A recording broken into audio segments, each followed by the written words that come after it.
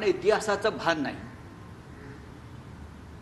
आता मी काल असं ऐकलं तिथे एका भाषणात भारतीय जनता पक्षाच्या नेत्याच्या, प्रधानमंत्री नाही, की डॉक्टर बाबासाहेब आंबेडकरांचा वारंवार कसा पराभव केला गेला काँग्रेसकडून।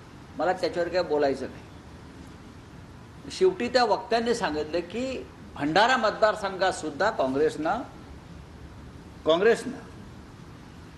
डॉक्टर बाबासाहेब आंबेडकर यांचा पराभव केला। गंमत अशी आहे, तेव्हा डॉक्टर बाबासाहेब आंबेडकर हे काँग्रेसचे उमेदवार नव्हते, पण डॉक्टर बाबासाहेब आंबेडकरांचा पराभव करण्याची जबाबदारी तेव्हा ज्यांच्यावर होती ते तिकडले काँग्रेसचे नेते मनोहरभाई पटेल यांचे चिरंजीव प्रफुल्ल पटेल हे भाजपमध्ये आहेत। मनोहरभाई पटेल हे तेव्हा त्या निवडणुकीचे प्रमुख होते भंडाऱ्याच्या, आणि त्यांच्यावर डॉक्टर बाबासाहेब आंबेडकर यांच्या पराभवाची जबाबदारी होती किंवा काँग्रेसच्या उमेदवाराच्या विजयाची जबाबदारी होती, म्हणजे डॉक्टर आंबेडकरांचा पराभव। त्या प्रफुल्लभाई पटेल यांना तुम्ही ढोल ताशांच्या गजरात वाजवत गाजवतात आपल्या पक्षात घेतलेला आहे। तेव्हा हा जो ढोंगीपणा आहे हा भाजपच्या धमन्यांतून कधी बाहेर पडेल सांगता येत नाही, पण खोटारडेपणावरच हा पक्ष टिकून आहे। पंडित नेहरूंच्या संदर्भात केलेली वक्तव्य हे पंडित नेहरूंचं यश आहे असं मानतो।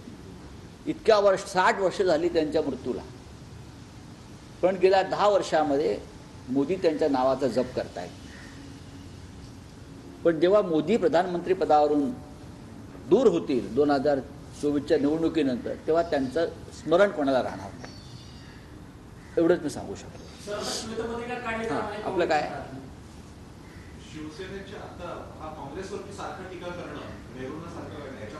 काँग्रेसची भीती, आजही त्यांना काँग्रेसची भीती वाटते। आजही त्यांना भारतीय जनता पक्षाला काँग्रेसचं आव्हान आहे, काँग्रेसची भीती आहे, इंडिया आघाडीची भीती आहे। हे स्पष्ट दिसतंय। तुम्हाला तुमच्या हिमतीवर, तुमच्या ताकदीवर 400 जागा मिळणार आहेत ना, तुम्ही जिंकू शकता 400 जागा असं आपण म्हणताय, अब की बार 400 पार। मग गेल्या 10 वर्षामध्ये तुम्ही वारंवार काँग्रेसवर टीका का करताय?